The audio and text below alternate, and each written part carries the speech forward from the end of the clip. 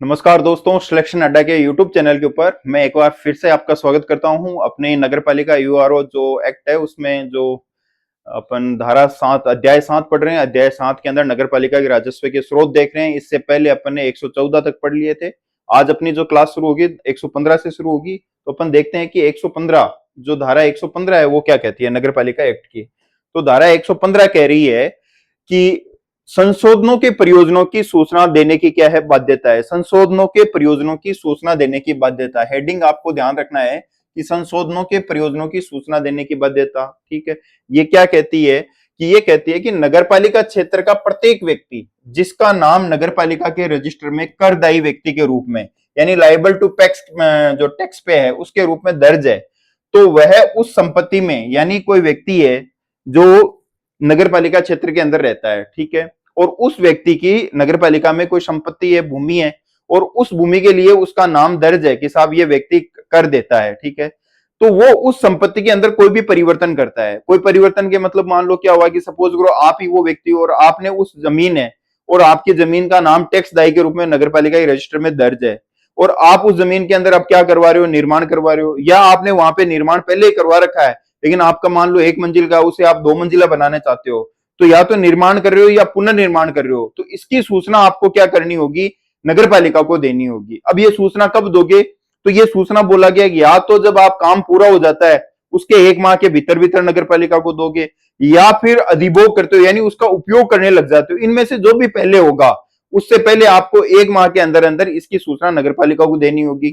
क्यों देनी होगी, क्योंकि नगरपालिका ने आपने संपत्ति बना ली, उस संपत्ति के अंदर मान लो 1 मंजिल था उसको 2 मंजिल करवा लिया, तो अब जो आपके टैक्स लगेगा वो टैक्स अब 2 मंजिल के हिसाब से लगेगा। तो ये सूचना देने की आपके ऊपर क्या रहेगी, बाध्यता रहेगी। ये नहीं है कि आप सूचना छुपा लो। वापस बता देता हूं, संशोधनों के प्रयोजनों की सूचना यानी आप अपनी जमीन में कोई भी संशोधन कर रहे हो तो उसकी सूचना देने की क्या है, बाध्यता है। नगरपालिका क्षेत्र का वह व्यक्ति जिसका नाम नगरपालिका के रजिस्टर में करदायी व्यक्ति के रूप में दर्ज है। ठीक है, अगर वह अपनी संपत्ति में कोई बदलाव करता है, बदलाव कैसा कि वो निर्माण कर रहा है या पुनर्निर्माण कर रहा है, ठीक है, तो क्या करना होगा, उसे कार्य पूरा होने, उसे क्या करना होगा, उसे कार्य पूरा होने, ठीक है, कार्य पूरा होने या अधिभोग की तारीख से, यानी दोनों में से जो भी पहले हो उससे 1 माह के भीतर भीतर, कितने दिन के पहले पहले, 1 माह के भीतर भीतर नगरपालिका को सूचना देनी होगी। ठीक है सर, ये कार्य पूरा होने और अधिभोग का क्या मतलब है, अगर समझ में नहीं आया दोबारा बता देता हूं। कार्य पूरा होना, सपोज करो कि आपकी मान लो मकान है 1 मंजिल का और उस मकान को क्या कर रहे हो, 2 मंजिला बना रहे हो। ठीक है, मकान 2 मंजिला, काम चल रहा है, कलर वलर चल रहा है, आप उसके अंदर रहने लग गए। ठीक है, रहने लगे तो आपने उसका क्या कर लिया, अधिभोग कर लिया, जबकि काम तो आपके रहने के मान लो 6 महीने बाद में भी चलता रहेगा। तो नगरपालिका का ये कहना है कि अगर अधिभोग पहले कर लिया है तो फिर 1 माह उसको मान लिया जाएगा, और यदि अधिभोग नहीं किया है तो फिर क्या किया जाएगा, काम पूरा होने के दिन से 1 माह का माना जाएगा। दोनों में से जो भी पहले होगा, अधिभोग पहले कर लियो तो अधिभोग मान लेंगे, अगर काम पहले हो रहा है पूरा तो उसे मान लेंगे। अब काम पूरा हो गया और आप रहने ही नहीं लगे, आप बोल दो सर हम तो रह ही नहीं रहे, उससे मतलब नहीं है। कार्य पूरा हो गया तो उसके 1 माह के भीतर भीतर आपको सूचना देनी होगी ताकि नगरपालिका उस हिसाब से अब आपके ऊपर क्या लगा सके, टैक्स लगा सके। ठीक है, अगर आप मान लो होशियारी करते हो और आप नगरपालिका को सूचना नहीं देते हो कि नगरपालिका को क्या पता लगेगा, तो नगरपालिका आपके ऊपर क्या लगा देगी, जुर्माना लगेगा। जुर्माना कितना लगेगा, वेरी इंपॉर्टेंट है, एग्जाम में जुर्माने वाले क्वेश्चन पूछते हैं। जुर्माना लगेगा 500 रुपए तक। कितना रुपए लगेगा, 500 रुपए। 500 रुपए ही लगेगा क्या, नहीं, बोला गया 500 रुपए या 3 महीने के टैक्स का 10 गुना, इन दोनों में से जो भी ज्यादा हो वो आपके क्या लग जाएगा, पेनल्टी लग जाएगा। आपने होशियारी करी, आपने सूचना नहीं दी, सूचना नहीं दी, आपके ऊपर क्या लगेगी, पेनल्टी लगेगी। पेनल्टी कितनी लगेगी, 500 लगेगी। लेकिन हुआ ये कि मान लो आपके 3 महीनों का टैक्स क्या है, 3 महीनों के टैक्स लग रहा है मान लो 100 रुपए। 3 महीनों का टैक्स कितना लग रहा है, 100 रुपए। तो नगरपालिका ने क्या बोला कि 3 महीनों के टैक्स का गुणा 10 कर दो। कितना कर दिया, गुणा 10, तो कितना हो गया, 1000 रुपया। तो नगरपालिका ने बोला कि नहीं नहीं, अब हम 500 रुपए नहीं लेंगे। हमने क्या बोला, 500 रुपए लेंगे लेकिन 3 महीने के टैक्स का अगर 10 गुना, इनमें से जो भी ज्यादा हो, यानी अगर 500 रुपए ज्यादा है तो हम 500 रुपए लेंगे, अगर टैक्स ज्यादा है तो टैक्स लेंगे। सपोज करो मान लो 3 महीने का टैक्स है मान लो 10 रुपए, 3 महीने का टैक्स कितना है, 10 रुपए।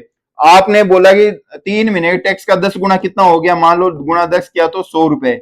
तो क्या आप नगरपालिका 100 रुपए लेगी क्या, नहीं, नगरपालिका ने बोला है कि अब ज्यादा कौन सा हो गया, अब ज्यादा हो गया 500 रुपए। तो अब नगरपालिका कितना टैक्स लेगी, 500 रुपए।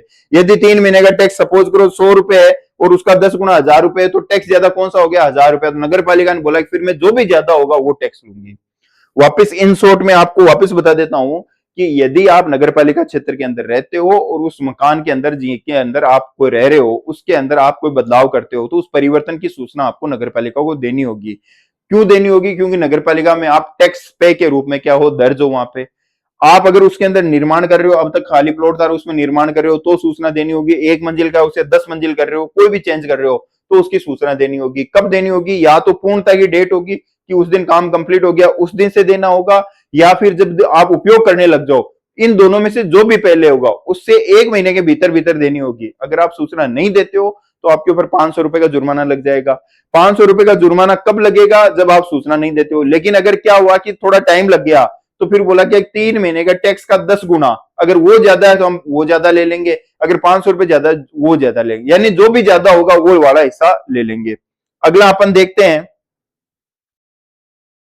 अगली धारा क्या कहती है कि नगर पालिका क्षेत्र की भूमि या भवन का अंतरण। ठीक है, नगर पालिका क्षेत्र की भूमि या भवन का क्या करना? अंतरण। अंतरण का मतलब होता है ट्रांसफर। ठीक है, इसके लिए बोला गया है कि ट्रांसफर होता है तो जिस व्यक्ति पर टैक्स लगता हो, ठीक है, अर्थात अंतरक यानी बेचने वाला, यानी ट्रांसफरर, और अंतरित यानी खरीदने वाला, दोनों की ये जिम्मेदारी होगी कि वे इसकी सूचना किसको देंगे? नगर पालिका को देंगे। ठीक है, वापिस बताता हूं सरल शब्दों में, अगर आप नगर पालिका क्षेत्र में रहते हो, सपोज करो आप ही रह रहे हो और आपका मकान है, और आपने अपना मकान नगर पालिका के अंदर किसी और व्यक्ति को बेच दिया, ठीक है, तो अब आपकी यह जिम्मेदारी रहेगी कि आप नगर पालिका को यह सूचना दोगे कि मैंने ये जमीन बेच दी है। ठीक है, इसके अलावा जिस व्यक्ति ने आपसे खरीदा है, ठीक है, उस व्यक्ति की भी ये जिम्मेदारी रहेगी कि वो इस बात की सूचना किसको दे? नगर पालिका को दे। ये इस बात की सूचना किसको देनी होगी? नगर पालिका को देनी होगी। ठीक है, कितने दिन के अंदर अंदर देनी होगी? 1 महीना, यानी रजिस्ट्री के कितने दिन के अंदर अंदर देनी होगी? 1 महीने के अंदर देनी होगी।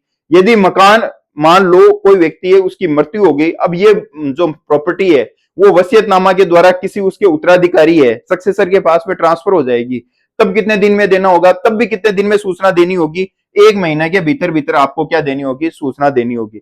यानी आप नगर पालिका क्षेत्र में रहते हो और आपकी संपत्ति अगर आप बेच देते हो तो आपको सूचना देने की बाध्यता है। अगर कोई व्यक्ति खरीदता है तो उसकी भी ये जिम्मेदारी है, बेचने वाले और खरीदने वाले दोनों की जिम्मेदारी है कि दोनों 1 महीने के अंदर अंदर इसकी सूचना किसको देंगे? नगर पालिका को देंगे। ठीक है, ताकि नगर पालिका अपने रजिस्टर के अंदर नाम ऐड कर सके और उसके आधार के ऊपर उस व्यक्ति के, जो नया व्यक्ति है, उससे कर लिया जा सके। तो फिलहाल सिर्फ अपने को इतना ध्यान रखना है कि धारा 116 क्या कह रही है कि आपके भूमि के अंदर अगर अपनी भूमि या भवन का ट्रांसफर कर रहे हो तो उसकी सूचना नगर पालिका को देनी होगी। कितने दिन में देनी होगी? 1 महीने के अंदर अंदर आपको देनी होगी। आगे अपन देखते हैं धारा 117। 117 कह रही है सूचना का प्रारूप। ठीक है, आपको सूचना देनी है। अब सूचना देनी है तो इसका मतलब ये तो है नहीं कि नगर पालिका मुंह उठा के चले गए और लिख दिया कि सेवा में श्रीमान, ठीक है, अधिशासी महोदय, ठीक है, नगर पालिका के अधिशासी महोदय आपको एप्लीकेशन दे दी, आपने वहां पे लिख दिया कि सेवा में श्रीमान अधिशासी अधिकारी महोदय नगर पालिका जयपुर, हम आपको क्या करते हैं? सूचित करते हैं, ठीक है, विषय मकान की सूचना अंतरण करने की बाबत, ठीक है, और सेवा में महोदय नम्र निवेदन है कि हमने ये मकान क्या कर लिया? खरीद लिया। ऐसी एप्लीकेशन में नहीं देनी है सूचना। आपको जो सूचना देनी है उसका पूरा क्या दिया गया है? फॉर्मेट दिया गया है। और फॉर्मेट क्या दिया गया है कि यदि आपने मकान खरीदा है या आपको मकान गिफ्ट में प्राप्त हुआ है, या तो आपने मकान खरीदा, रजिस्ट्री कराई है, या आपने गिफ्ट में प्राप्त हुआ है, तो जो अब सूचना दोगे उस सूचना कौन से फॉर्मेट में होगी? तो जो नगर पालिका एक्ट की अनुसूची 2 है, इस अनुसूची एक्ट के 2 के फॉर्मेट के अंदर होगी। कब होगी? अगर आपने रजिस्ट्री कराई है या दान के द्वारा लिया है, तब तो अनुसूची 2 में जो प्रारूप वर्णित है उसी फॉर्मेट के अंदर आपको जाके नगर पालिका में सूचना देनी होगी। अगर आपने वसीयत से आया है, मान लो आप कोई वसीयत से आपको जमीन या जायदाद नगर पालिका क्षेत्र में मिली है, तो क्या आप अनुसूची 2 से ही सूचना दोगे? क्या नहीं। तब बोला गया है कि यदि वसीयत से कोई संपत्ति प्राप्त होती है तो अनुसूची 3 में जो वर्णित प्रारूप है उसके अनुसार ले जाके आपको क्या देनी होगी? नगर पालिका में सूचना देनी होगी। ठीक है, यानी संपत्ति आपने ली है, आपने अगर खरीदार हो तो आपको ये क्या करना है? सूचना देनी होगी। सूचना देने वाला खरीदने वाला व्यक्ति है, उसकी जिम्मेदारी रहेगी, अगर उसने संपत्ति रजिस्ट्री कराई है या दान से प्राप्त हुआ तो अनुसूची 2 में जो भी फॉर्मेट है उसके अकॉर्डिंग उसको भर के नगर पालिका में जमा करा देगा। अगर उसको वसीयत से मिली है तो अनुसूची 3 में जो फॉर्मेट दिया गया है उसको भर के नगर पालिका में क्या करा देगा? जमा करा देगा।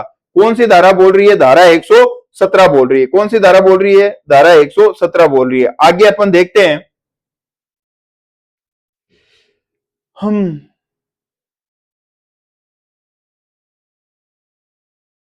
सूचना का प्रारूप, ठीक है। आगे अपनी धारा आती है 118। धारा 118 क्या कहती है? धारा 118 कहती है कि अंतरित ट्रांसफरी जिसने भूमि ली है, ठीक है, या जिसका नाम रजिस्टर में दर्ज है, पुराने व्यक्ति के प्रस्तापित किया जाएगा। ठीक है, वापस बता देता हूं इसको। धारा 118 कह रही है अंतरित यानी ट्रांसफरी जिसने भूमि ली है या जिसे भूमि प्राप्त हुई है, उसका नाम नगरपालिका रजिस्टर में पुराने करदायी व्यक्ति की जगह प्रतिस्थापित कर दिया जाएगा। ठीक है, कहने का मतलब ये हुआ कि आपने कोई संपत्ति ली, ठीक है, आपने संपत्ति चाहे मान लो आपने दान से ली, आपने रजिस्ट्री कराई, या फिर आपने संपत्ति आपको वसीयत से मिली, जो भी संपत्ति की जैसी भी है, आपने अनुसूची 2 या अनुसूची 3 जो भी आपके लागू होती है उस फॉर्मेट में ले जाके नगरपालिका के अंदर क्या कर दी, जमा करा दी। तो अब नगरपालिका क्या करेगी कि जो नगरपालिका का रजिस्टर है जिसमें दायी व्यक्ति यानी करदायी व्यक्तियों की जो सूची है, उस सूची के अंदर आपका नाम क्या कर देगी, संशोधन कर देगी। यानी आपने संपत्ति ली तो आप उस संपत्ति का जो फॉर्मेट है उसको भर के नगरपालिका में जमा करा दोगे।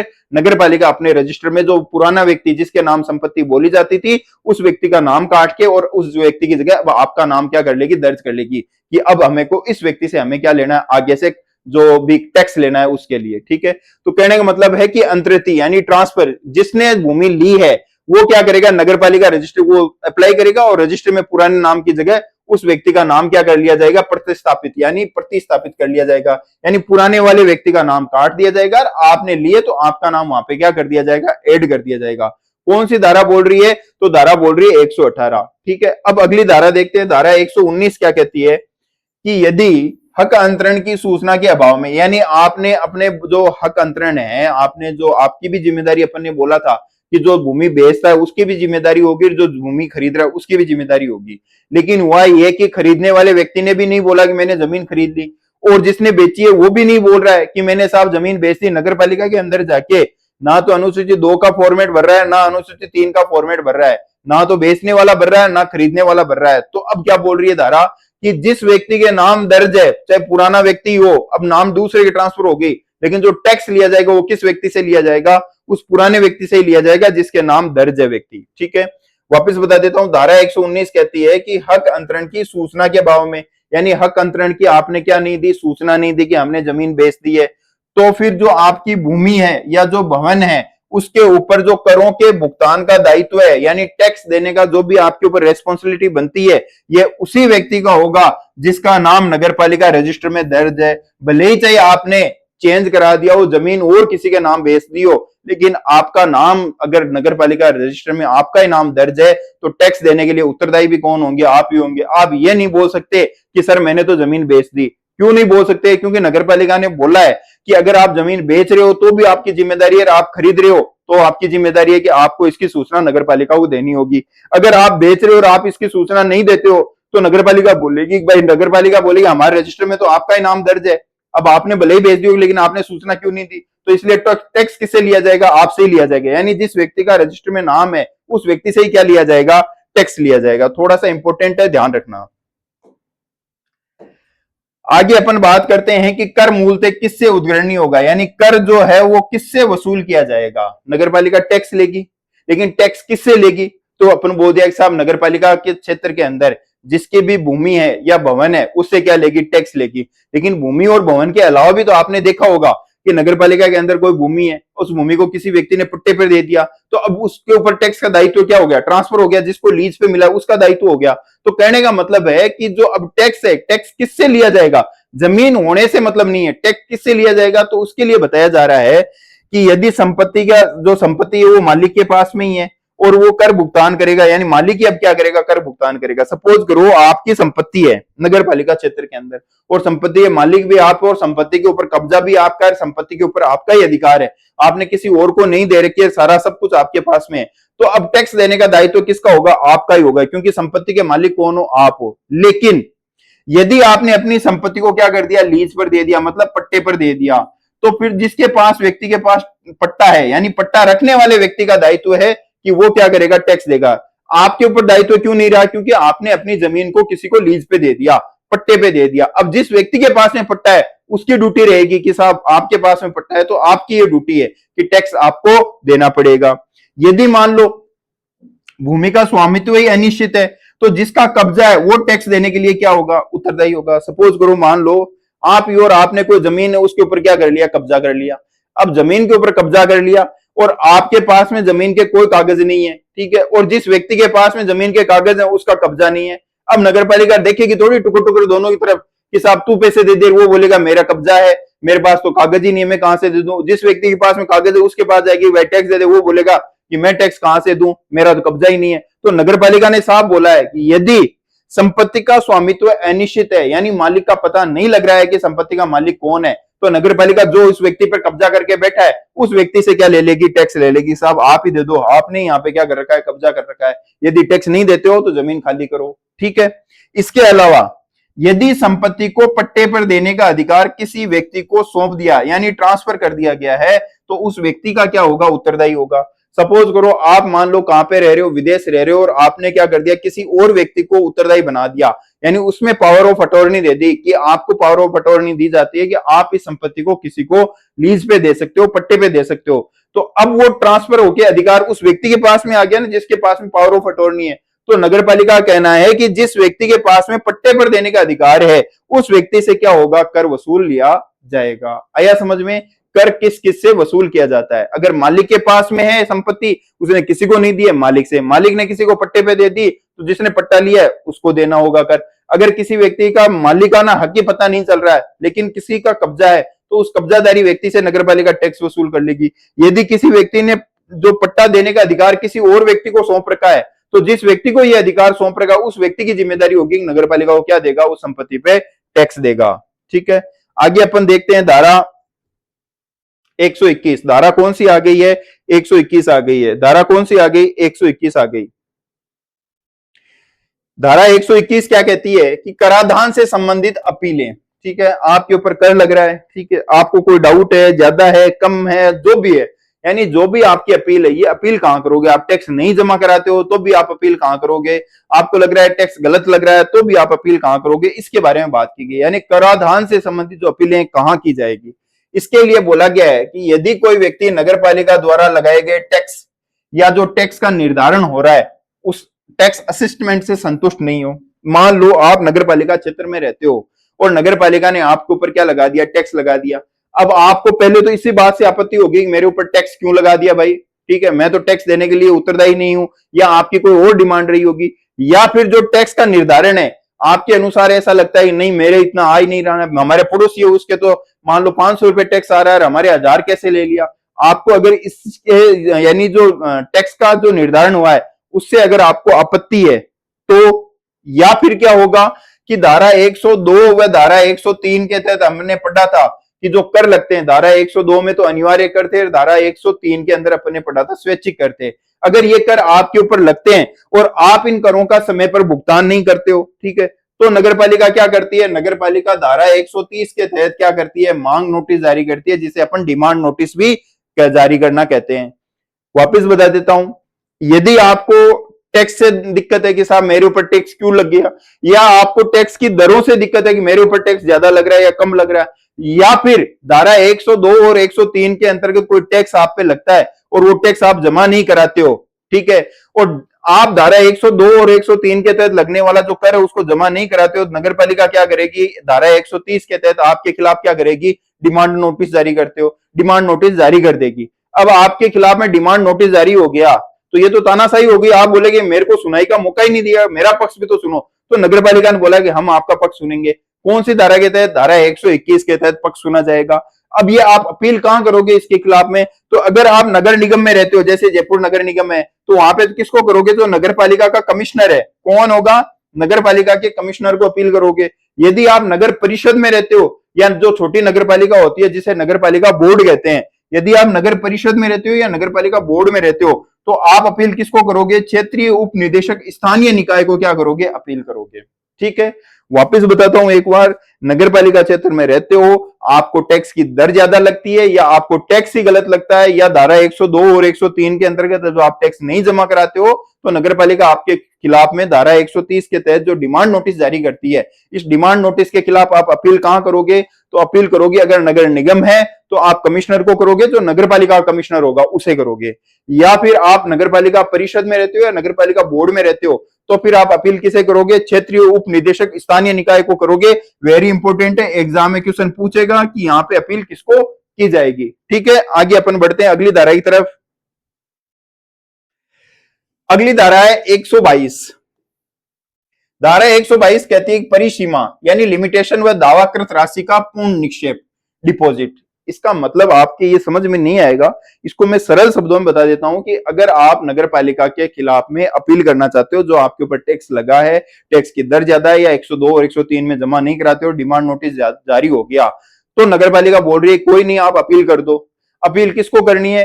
तो आप नगर निगम में हो तो कमिश्नर को, नगर पालिका या बोर्ड है तो क्षेत्रीय उपनिदेशक को करोगे। लेकिन उससे पहले क्या बोला गया है कि धारा 121 के तहत जो आपकी अपील दायर की गई है वो अपील तभी सुनी जाएगी जब आपके ऊपर कोई टैक्स लग रहा है, तो उसका अपील एक तो क्या करनी होगी, आपको अपील कितने दिन के अंदर अंदर करनी होगी? 30 दिन के अंदर अंदर आपको अपील करनी होगी।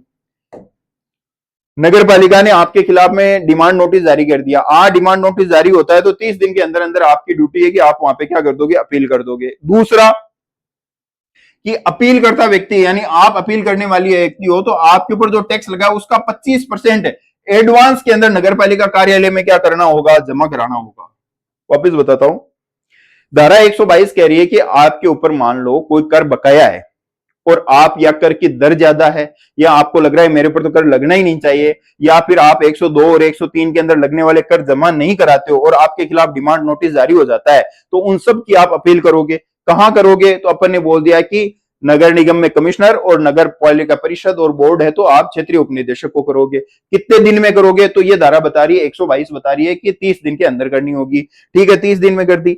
अब आपके ऊपर जो टैक्स लगा है, मान लो आपके ऊपर 1 लाख रुपए का टैक्स लगा है, सपोज करो नहीं लगता है इतना टैक्स, आप मान लो आपके ऊपर मान लो 1,000 रुपए का टैक्स लगा है, तो आपको पहले क्या करना होगा? अपील तभी सुनी जाएगी जब आप उस जो आपके ऊपर टैक्स लगा है उसका 25%, अगर 1,000 लगा है तो 250 रुपए आप नगर पालिका के अंदर क्या करोगे? पहले जमा कराओगे। अगर आपके रुपए जमा होंगे तभी आपकी अपील सुनी जाएगी, इससे पहले अपील नहीं सुनी जाएगी। चाहे आप सही हो चाहे गलत हो, ये फैसला तो बाद में होगा, पहले आपको रुपए जमा कराने होंगे। कितने रुपए जमा कराने होंगे? 25% रुपए आपको एडवांस में जमा कराने होंगे। और अपील कितने दिन में करनी होगी? तो अपील आपको 30 दिन के अंदर अंदर आपको अपील करनी होगी। आगे बढ़ते हैं अपन,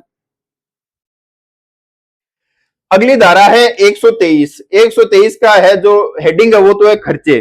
ठीक है, धारा क्या कहती है कि सुनवाई के दौरान आपने अपील की, अपील की क्या हो रही है? सुनवाई हो रही है। अब इस सुनवाई के दौरान दो पक्ष होंगे, या तो आप जीतोगे या नगर पालिका जीतेगी। भाई इस दो के अलावा तो और कोई बात होगी नहीं।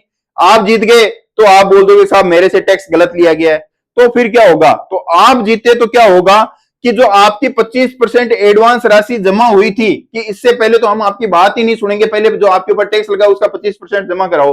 तो अगर आप जीत गए तो आपकी ये 25% राशि आपको क्या मिल जाएगी? वापस मिल जाएगी। साहब ले जाओ अपने पैसे वापस ले जाओ। और क्या होगा? और होगा कि अपील के दौरान आप अपीलार्थी के क्या हुए कानूनी खर्चे होते हैं उनका भुगतान भी क्या किया जाएगा? 30 दिन के अंदर नगर पालिका को करने के लिए बोला जाएगा। भाई आपने अपील करी है, ठीक है, वकील लगते हैं, परेशान हुए, सारी चीजें, तो उनका जो पैसा है आप बोलोगे साहब मेरी मेरी मानसिक प्रताड़ना, इसका पैसा कौन देगा? तो जो अपीलीय अधिकारी है, जो आप जिसके पास आपने अपील करी है, वो ऑर्डर देगा। किसको ऑर्डर देगा? नगर पालिका को देगा। 30 दिन के अंदर अंदर ये पैसे भी इसको क्या करो, कुछ पैसे जो है इसको परेशान किया, इसके भुगतान करना पड़ेगा। यदि नगर पालिका भुगतान नहीं करती है, मान लो आपके 25% पैसे जो आपके नगर पालिका ने जमा कराए थे वो रुपए का भुगतान नहीं करती है, या जो उसने आपके जो अधिकारी है उसने ऑर्डर दिया कि साहब इनको 1,000 रुपए की क्षतिपूर्ति दो और वो भी भुगतान नहीं करती है, तो जो अपीलीय अधिकारी है वो क्या करेगा कि जो अपीलीय अधिकारी क्या करेगा? सीएमओ मतलब ईओ साहब या कमिश्नर, सीएमओ मतलब चीफ म्युनिसिपल ऑफिसर को क्या करेगा? ऑर्डर देगा कि आप नगर पालिका निधि से क्या करो? इसका भुगतान करो, इस व्यक्ति का भुगतान क्या करो? क्लियर करो। भाई नगर पालिका को ऑर्डर दिया कि नगर पालिका को भुगतान करो, नगर पालिका ने सुनवाई नहीं करी, तो अब क्या करेगा? जो ईओ या सीएमओ होगा उसको ऑर्डर दिया जाएगा कि साहब आपकी ड्यूटी है, जो नगर पालिका निधि है उससे इस व्यक्ति को क्या करो? भुगतान करो, फ्री करो। अब दूसरा पॉइंट क्या हो सकता है कि आप नहीं जीते, आप हार गए और नगर पालिका जीत गई। अब नगर पालिका जीत गई तो क्या होगा कि आपको पता है कि आपने 25% टैक्स जो जमा करा दिया, लेकिन जो बचा हुआ 75% टैक्स है वो अभी बाकी है, तो नगर पालिका बोलेगी लाओ बेटा जी फटाफट ये जो 75% टैक्स आपका जो बाकी है उसे क्या कर दो, जमा करा दो, क्योंकि 25 तो आपने जमा करा दिया, 75 और बाकी रहा, उसको भी आपको तुरंत क्या करना होगा, जमा कराना होगा। उसके अलावा आपने नगर पालिका को भी परेशान किया है, तो नगर पालिका भी क्या मांग सकती है, कानूनी खर्चे का क्या मांग सकती है, हर्जाना मांग सकती है। और अपीली अधिकारी अगर बोल देता है कि साहब इनको भी आप क्या दो, हर्जाना दो, तो आपको वो हर्जाना देना पड़ेगा। अगर व्यक्ति भुगतान नहीं करता, यहाँ पे तो देखो नगर पालिका भुगतान नहीं करिए तो ईओ को बोल देंगे कि नगर पालिका निधि से भुगतान करो। यहाँ पे आप निसरडे हो जाओ तो क्या करेंगे साहब, नगर पालिका ने आपको ऑर्डर दे दिया, जो अपीली अधिकारी उसने ऑर्डर दे दिया कि साहब आप गलत हो और आप क्या करो, 75% पैसे और जमा कराओ। ठीक है, कोई बात नहीं सुनी जाओगी, चलो जाओ यहाँ से। तब आपको क्या करोगे, आप तो निसरडे हो गए, आप पैसे ही नहीं जमा करा रहे।